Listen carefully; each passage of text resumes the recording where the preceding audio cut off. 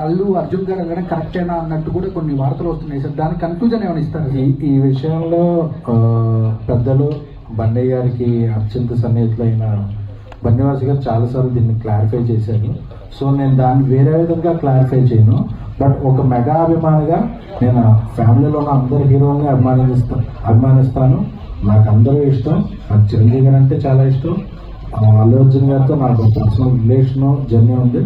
So ఇలాంటివన్నీ మనం ఆ రోజు మాట్లాడుకుంటానికి బాగుంటాయి, కానీ లాంగ్విటీలో అందరూ బాగుండాలి, అందరూ కలిసి ఉంటారు అనేది ఒక అభిమానిగా నా ప్రగాఢ నమ్మకం, నా కోరిక.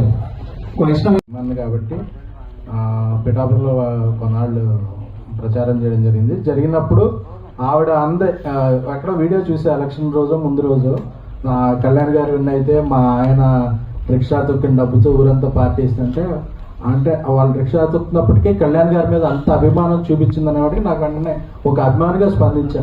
నిజం కళ్యాణ్ గారికి ఇస్తే రిక్షా వద్దమ్మా, ఆటో ఇస్తాను నేను అని చెప్పి.